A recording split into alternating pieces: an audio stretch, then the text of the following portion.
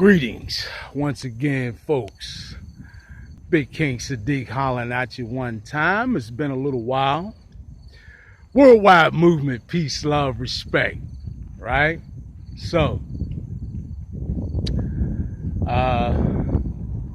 it's been quite a while since I recorded a new video. Reason for that, I have been experiencing a beautiful and transformative experience, one that has risen my own personal awareness exponentially, right? And subsequently, that time has got me to where I am now, and inspired me to this next video. So, let me get into it.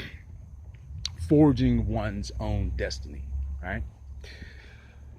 So, many of us, particularly those who find themselves on a path to higher vibrational frequency resonance, to living a life of peace, love, respect, right? And anyone who has an open enough mind right now, in this very important time on our planet, an open enough mind to take in the volumes of information that are being made available to us, right?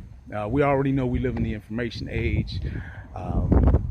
Everything essentially on the internet, and just about everybody has some sort of a device that they can connect into the internet and acquire whatever information on just about whatever subject you choose to be studying at the time. I say the time that I had been going through was extremely profound, and what I mean by that is I found myself, and many of you may or may not find yourselves at a point where, okay, I've learned this, I've learned that, I've experienced this, I've experienced that. I feel myself truly progressing, and I see my own spiritual progress, right? Many of us feel and can sort of quantify that we are going through and experiencing a very profound period of spiritual growth. I always say throughout our lives, we have many opportunities to grow spiritually, physically, and mentally, right? Which is always my endeavor. I would just say that this particular leg of the journey, shall we say, has got me to a point where I am experiencing profound spiritual growth. Now, anyone who's chimed in previously to my channel, or who knows me and speaks with me, knows that I'm not religious in any way. So, King Sadiq, what do you mean you're having profound spiritual growth? You know, spit it out. What's coming to you? So, I have had gotten to a point where perhaps, without even admitting it to myself, I felt a bit stagnated, right? Like, okay, you know, I see the progress I've made, but there are quite a few things I want to be much better at, right? And here's where a lot of you may identify. You know, we know that we have the ability to manifest We talk about that in our circles, right? Our enlightened circles. Um, we talk about the fact that if we are able to utilize concentrated thought, that we indeed have the ability to manifest in this 3D reality, right?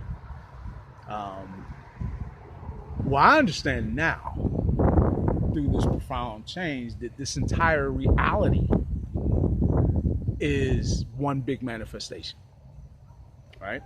Um, it's one big story actively being written, and we're all the authors of that story, right? So this is yet another reason why religions don't do it for me.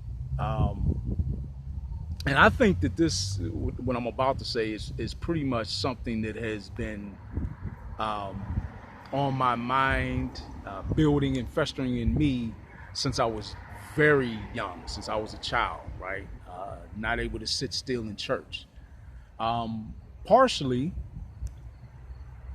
very much so, for some of the same reasons, or for the same reason that many children of color find themselves extremely restless in the classroom, very unattentive, and in fact, not invested or interested enough to apply themselves to excel, right? How can one excel if you don't apply yourself and apply all your mental acuity? And how can we expect children, our beautiful, wonderful children whose minds are blossoming at rates we can't even actually fathom, right? How can we expect them to sit still in some classroom, give their undivided attention to really what amounts to training, right?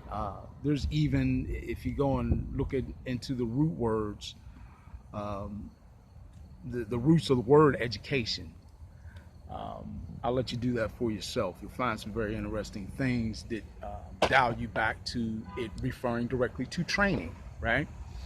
So we send our children into these classrooms for training, and they're completely disinterested.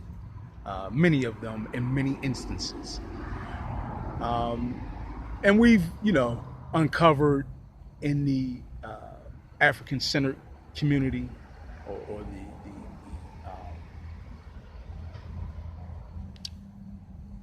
the quote-unquote conscious black community, that the reason for that is that they don't have anything that reflects their experience being offered to them in these classrooms. They have nothing in these classrooms that's being offered to them that says to them or speaks to them, listen, this is something beneficial for you. This is applicable to your life. And here's where you fit into the picture. In fact, it's very exclusionary. And maybe I made that word up, right? But there's a clear attempt or a clear effort at excluding peoples of color from any relevant or applicable position in both history or any subject for that matter that we would send our children to be trained in when we send them to schools and universities. So, the same reason applies to why I myself and many other individuals find themselves with a similar detachment in the spiritual arenas that most of us grow up in, which is, hey, listen, between the two major religions, Christianity and Islam, you're talking about 4 billion followers or so, right? So I can say most people have grown up in one of those two disciplines, and if not, then likely one of the other theological disciplines like Buddhism, Hinduism, or something of that sort, right? So what we're finding is that particularly in the major two, the same thing is happening to us as is happening to our children in the classrooms.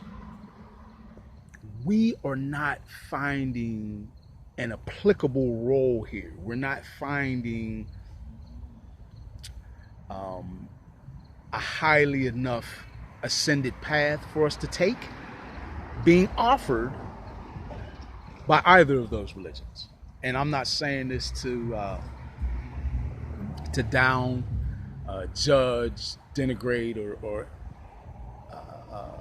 alienate, or be accusatory of anyone who either follows in those religions or is a teacher or leader in those religions, right? We all have our path, and we all are somewhere on our path. I do have to state, however, that the same unfulfilled, the same unsatisfied feeling, or the same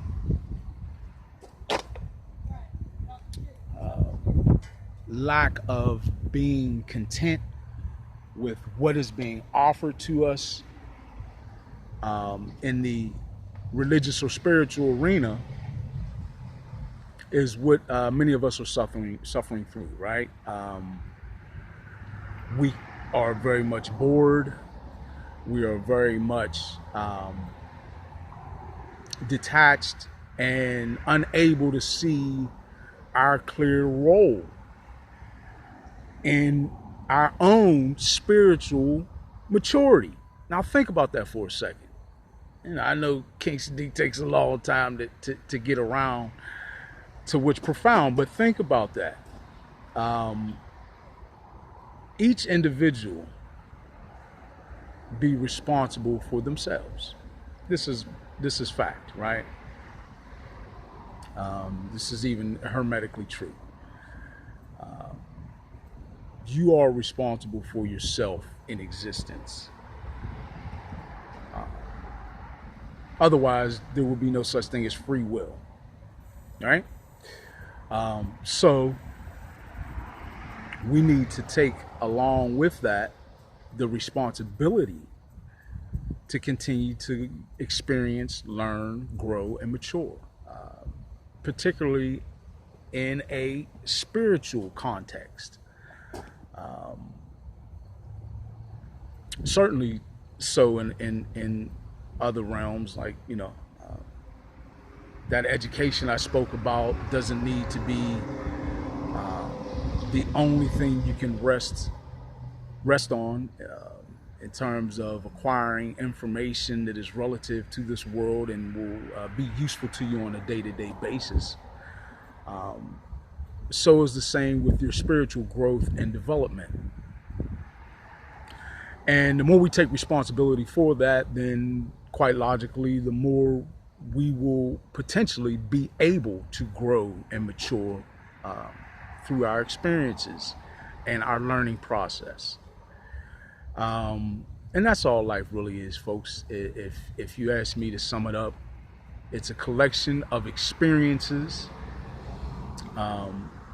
that we are given the opportunity to learn from. And as a result of what we learn, we're given new tools in which to grow, new neural pathways to open up, right?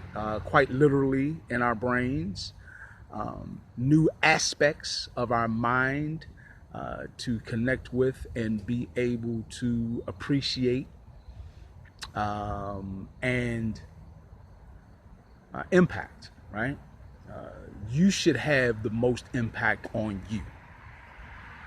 We can take into account, you know, what King Sadiq says, take into account what Pastor this says, with Leader that says, with CEO this says, with Guru that says.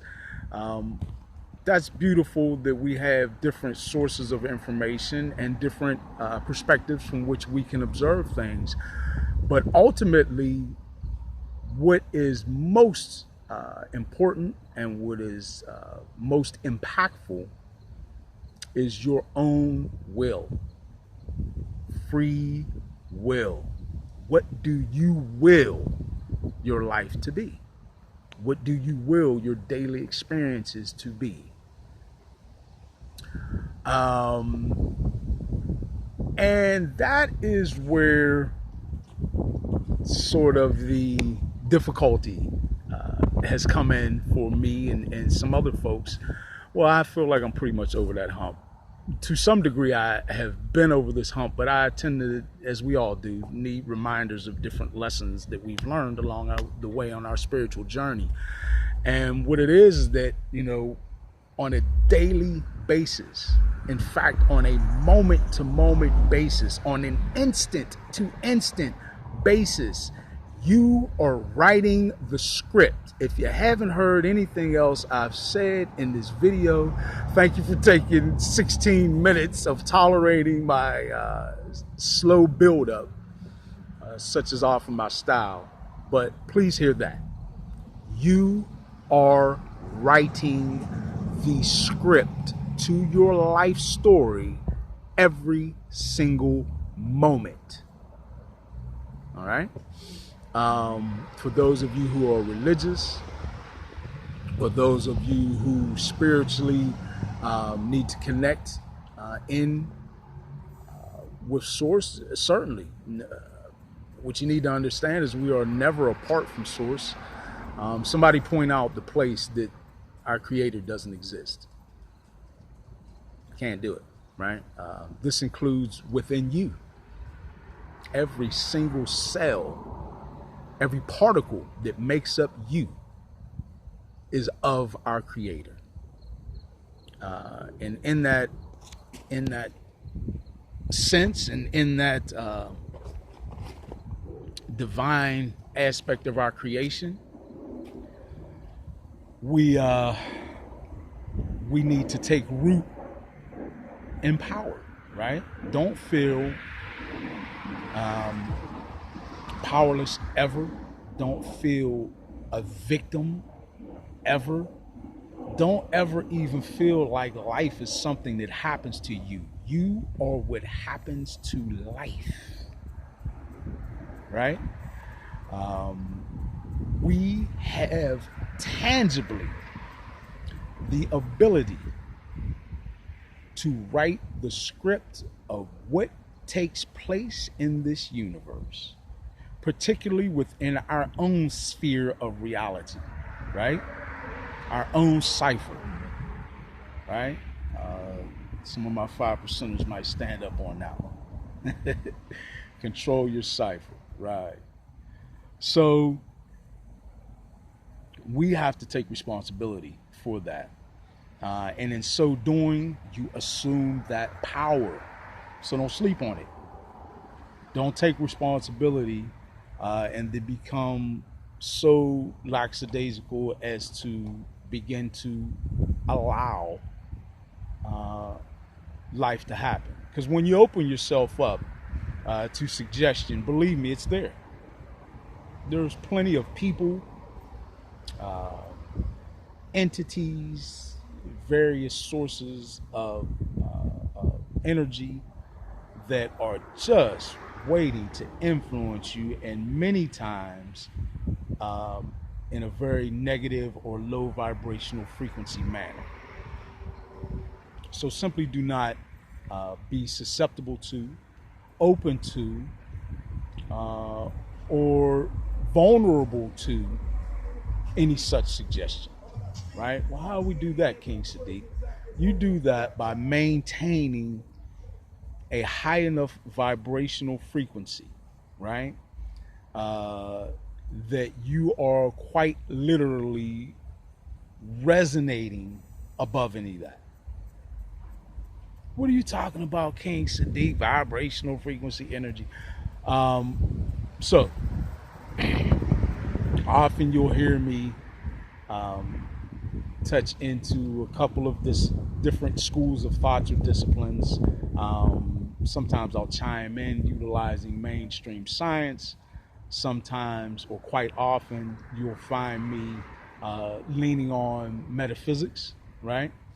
Um, like great Dr. Delbert Blair, right? Would have truly been an honor to meet and sit down and speak with the elder. But there are plenty of other great sources of information, both in our elders and also in our youth. Folks, I've been having some of the most eye-opening, profound, nearly incredulous uh, experiences, conversations, and exchanges with young folks.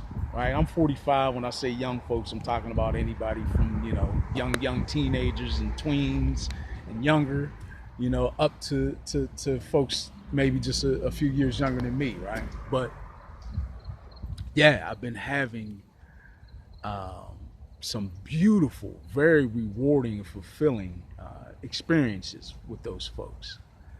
And I'm realizing that is my destiny unfolding as I forge it. Because I know that in my heart, that is certainly one of my greatest, I try to stay away from the word desire, but one of my greatest aspirations to assist, aid, educate, lead, right? As many people as possible, beings as possible, but especially be there available to my young folks because they're the ones with the potential to take it further, right? They're the ones with the stories that are unwritten and yet have the most potential, right? Yeah, man, particularly in this 3D environment, we need to be prepping them to take over writing the script. Go run with it, right? And many of them are. And it is so beautiful to experience and witness that and take part in that. And I feel so blessed that the young folks do, for whatever reason, reach out to me and want to stop and listen to what King Sadiq's got to say. Not to mention, they don't have any hesitance in opening up to me about what they have to say and what they feel and think on different subjects. And when they get going, we start busting it up. I'm talking to somebody who's 17, and they build with me talking about vibrational frequency and how they sensitive to vibes and so forth, right? I'm just smiling because I'm like, wow, we are really, because listen, it excites me because I know that old adage that our children are our future is one of those sayings that's 100% true and accurate, right? Doesn't even really take much to see that. I mean, it's only logical. King Sadiq's 45, before you know it, I'll be 55, 65, 75, whatever. I'm an old dude in the race. But those folks, who are teenagers and even the little ones, man, the thing, if you really stop and observe them, their ability to observe life and to deduce their own conclusions is incredible. My granddaughter is just approaching 2 years old. And sometimes the things she says and does and is attentive to quite literally blow my mind, right? And I know I'm not alone in observing this because I've talked to quite a few people who said, like, yeah, they are.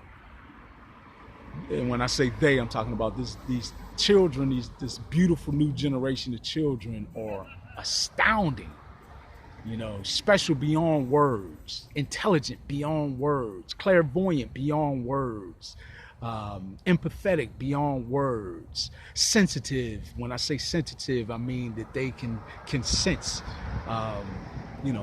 vibrational frequency fluctuations. They can sense when folks are lying to them, right? They sense when people are less than genuine or deceitful in their intentions, as well as they are able to sense and experience when folks like King Sadiq have a genuine and general love for them and a desire to